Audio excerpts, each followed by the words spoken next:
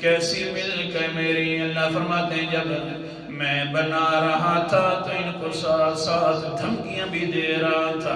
جس طرح کہ مالک ہوا کرتا ہے نوکر ہو تو ہاں جلدی کرو کام یہ کر لو تاکہ پتہ چل جائے.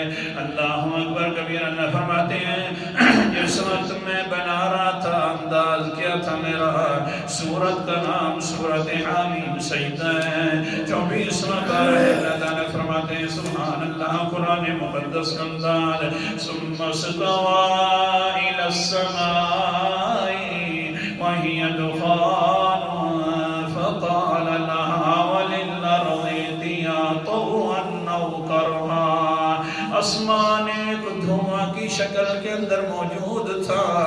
زمین تو میں نے پہلے بنا دی تھی 4 دنوں کے اندر. آسمان دھواں ہی دھواں تھا.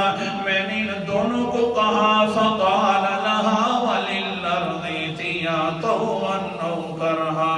جلدی کرو میرا حکم ماننا ضروری ہے. تم ہمارے اوپر یوں ہو جاؤ اور وہ ہو جاؤ. جلدی جس وقت میں اوپر سے آرڈر دینے لگا تو آگے سے یہ بھی کہہ دیا جلدی مانتے ہو زوری زور مانو گے یا اپنی رضا کے ساتھ مانو گے.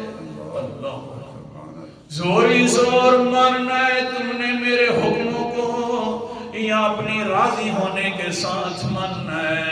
فوراً کہنے لگے قال اتینا طائعین.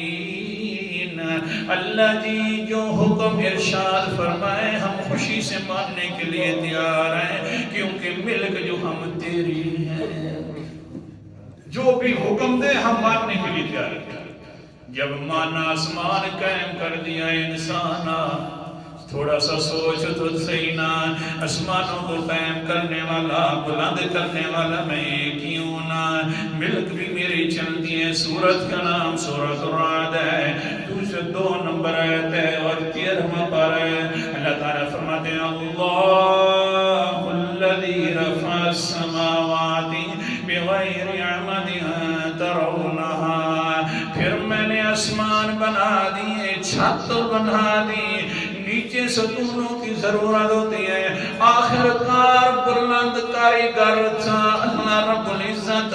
پھر میں نے جس وقت بنائی ہے آسمان و زمین کو آسمانوں کو بلند کر دیا تو مجھے بغیر عمد ستونوں کی ضرورت بھی نہیں ہے.